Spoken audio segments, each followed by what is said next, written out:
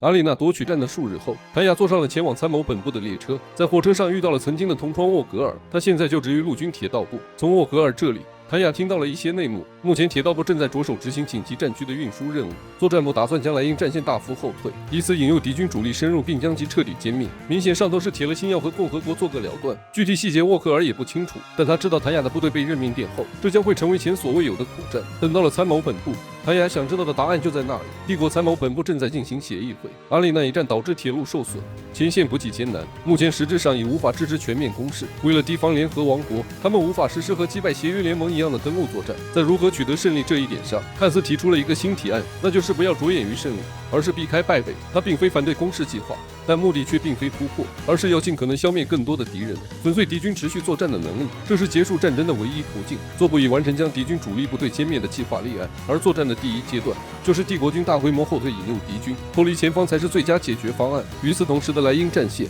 共和军队的攻势凶猛异常，203魔导大队为掩护主力撤退而伤亡惨重，已有半数人员被击落。再这样下去坚持不了多久，总部下达了任务中断的许可。谭雅表示不理解，如果现在中断任务，欺瞒行动的意图很可能暴露。为了不让敌军发现前线后撤，谭雅他们就只能继续战斗。因为魔导大队的加入，共和国对帝国马上要发动大规模攻势深信不疑，并没有选择贸然追击，这也就给了帝国军队从前线撤离的好机会。不管是步兵还是魔导队，都有不同程度的伤亡，夺回了203大队的掩护。帝国第一阶段的计划顺利完成。与此同时，帝国正在通过第三国进行假政治宣传。大肆报道帝国在阿里纳市一战中不计建惨遭重创，在前线维持无比艰难的情况下计划大规模攻势。信以为真的共和国毕竟会集结兵力，目的是为了引出对方主力部队再包围歼灭。谭雅觉得不对劲，按照正常逻辑，不是应该先扰乱敌军统帅，使其陷入混乱吗？埃里希真是怕了谭雅，什么都瞒不过他的脑袋。他递给谭雅第二阶段的作战命令：冲击与畏惧，直接打击敌军司令部，使敌人混乱，将敌军主力游离化。但如果真的能如此轻易地打击到共和国敌司令部，莱茵战线也不会拖延至今。所以说要完成第二阶段，必须要有超越常识的新战术。这时休格尔博士突然破门而入，将谭雅带到了帝国军的机密发射据点。汉斯之前要求的技术部开发能突破重防御的新装备，于是这位不知道从哪儿冒出的疯狂科学家就搞出了拥有无法迎击的超高度和无法追击的超高速的强袭侦察用特殊加速装置。谭雅需要使用它突破敌防线，强袭司令部。休格尔一脸狂热地给谭雅介绍自己的大作，谭雅却满是不祥的预感。这东西的最快速度虽然能达到1.5马赫，但因超越音速所带来的阻力和冲击力，却要魔导师靠肉体扛。最可怕的是，这东西还不能调整速度的方向，只能走直线往前冲。什么神的福音，简直就是通往地狱的单程票好吗？莱茵战线在确认了帝国军完全撤退之后，共和军立刻派出左翼禁军挺进帝国，等待和右翼一起包抄帝国军，取得全面胜利。谭雅挑选出11名成员参加这次的火箭人升天任务。情报所示的袭击目标有3处，其中一个被推断为敌莱茵战线司令部，要把哪里铲除，击溃共和军轻而易举。因为这项艰巨的任务，大家心里都忐忑不安。听完这些还能心平气和的军人，大概全世界都不会有。怀斯话音刚落，就看见了趴在桌上呼呼大睡的维多利亚。好吧，他撤回前言，第二阶段任务即将开始。库尔特和汉斯是不知味地吃着晚饭。帝国的命运全赌在谭雅身上，如果强袭计划没有成功，此后的行动必将破产。他们如今只有这一条路可走。喷射装置启动，战斗机以极其恐怖的高速朝着共和国司令部喷射。谭雅的心中满是愤怒，他明明应该在安全的后方奔上仕途，结果却要一次次执行这种危险任务。这一切都是神害的，无论如何他都不能死，一定要好好活下去，亲手结束这一切。到达目的地上空，舱门分离，加速装置在司令部附近的林中坠毁，舱门部位几乎全部命中共和国重要据点。空降完毕，小队集结，3个小队分别在3处被标记据点林中集合。趁着防卫部忙着应对被击据点，小队卸除魔导装备，开始潜入作业。任务时限为10分钟，袭击结束后马上全速撤离。谭雅小队潜入负责的设施只是一处废弃据点 ，A 处扑空，只能将其炸毁后撤退。与此同时的帝国军最高议会，库尔特和汉斯召集了帝国高层，对当前情况作出报告。莱茵战线又已后退，目前正在进行大规模的战线整理。对于为什么要退后这么多，汉斯只有2个字：无可奉告。财务部表示，如今军费吃紧，当前财政状况加上长期作战，很可能会导致国内出现经济危机。莱茵战线后退这么多，势必会将工业区暴露在敌人的炮轰之中。再这样下去，国家的第二产业将遭受灭顶之灾。军部真的有把这些事放在心上吗？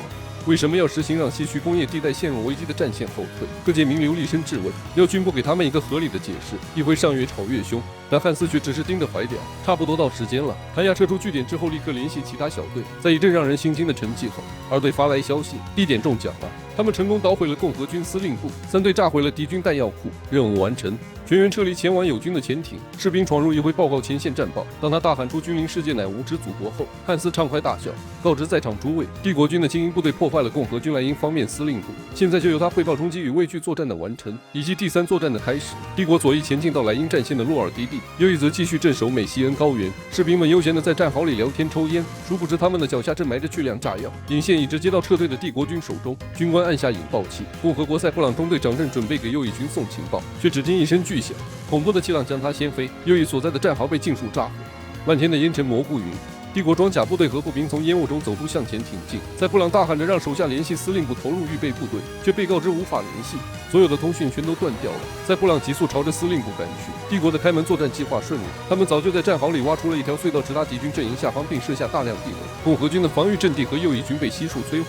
之后突破敌阵的装甲部队会绕后深入敌阵，和撤退的部队一起对已经挺进莱茵战线的共和军实施包围夹击。这一击就能让他们彻底结束战斗。中队长赶回司令部，却发现这里已经成了一片废墟，司令官死亡，指挥系统彻底瘫痪，而这一切的罪魁祸首已经乘坐潜艇回到了帝国境内。参谋本部传来消息，开门计划成功。谭雅顺势将这场谋划已久的大局讲给部下听。第1作战，大规模后退引诱敌军主力；第2作战，强袭敌司令部，破坏指挥系统；第3作战，战术突破敌阵地绕后，通过大规模包围完全歼灭敌军。如今大势已定，敌军主力已是瓮中之鳖，小队爆发出兴奋的欢呼，他们也将从潜艇出发参与歼灭战。谭雅下了4命令，谁都不许在庆功宴之前升天。